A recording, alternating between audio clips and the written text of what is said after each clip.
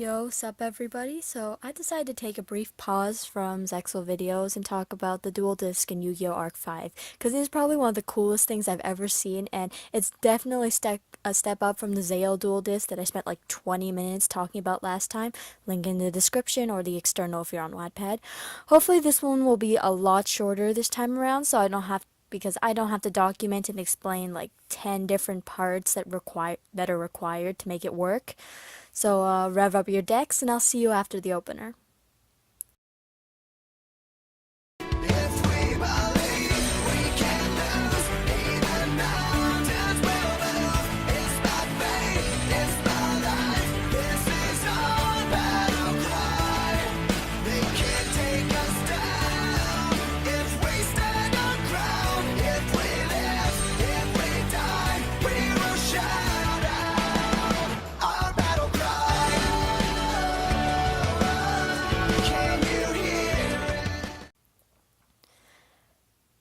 Okay, due to my first dual disc discussion, we should all know where I stand on the Yu-Gi-Oh! Zexal dual discs.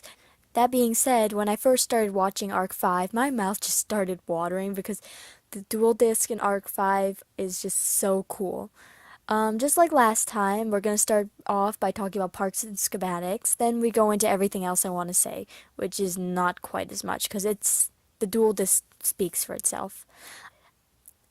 I only have one tiny problem with this dual disc that I didn't have the Zexal one, but it's such a small, stupid thing that honestly, it doesn't even matter because in the context of the anime, this disc is just perfect.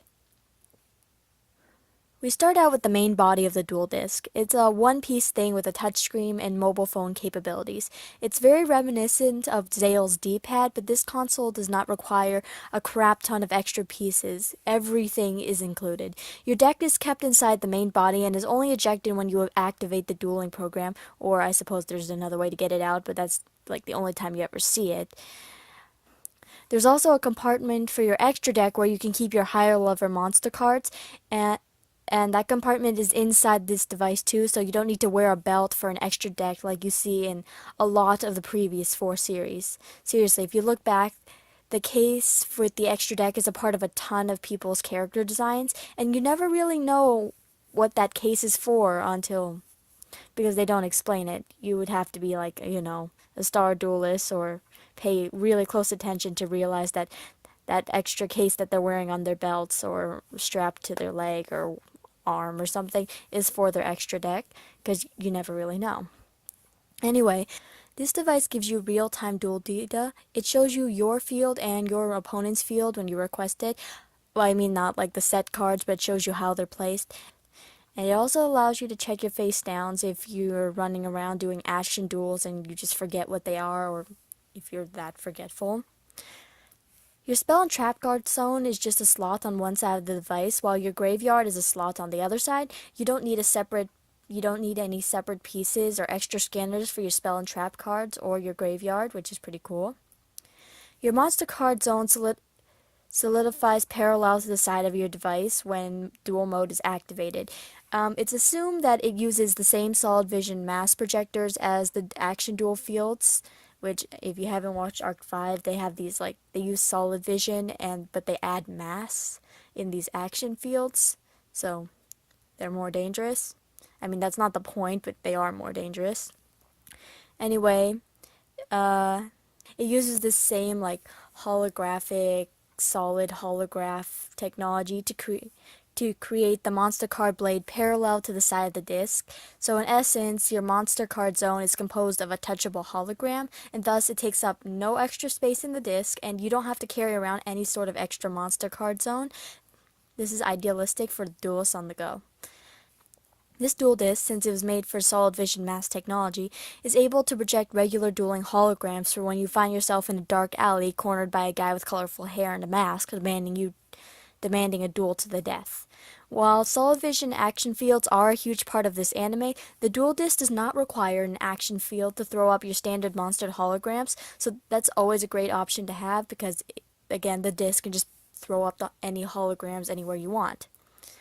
Also, it's a phone. You can call people with your dual disc.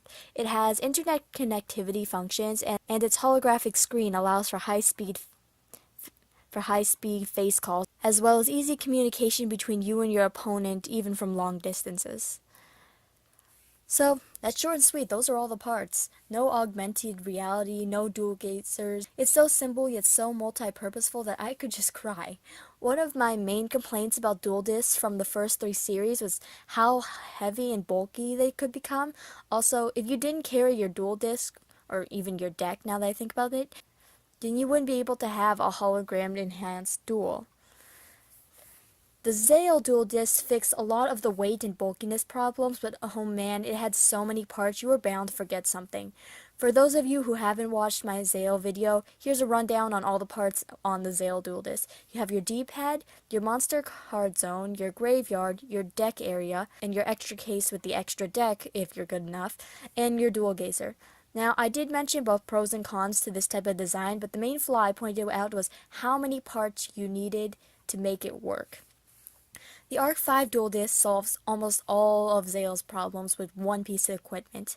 I love how you don't even have to carry around your extra deck anymore, and the monster card zone is virtually weightless because it's a solid vision hologram. It's light, it's portable, it's multifunctional. You're basically dueling straight off your phone.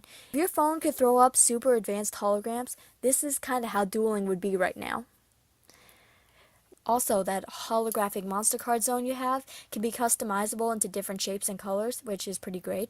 Also, if you can't remember which cards are available to draw after you activate a spell, trap, or monster effect, it pull the, I'm going to call it the D-pad, the touchscreen tablet part.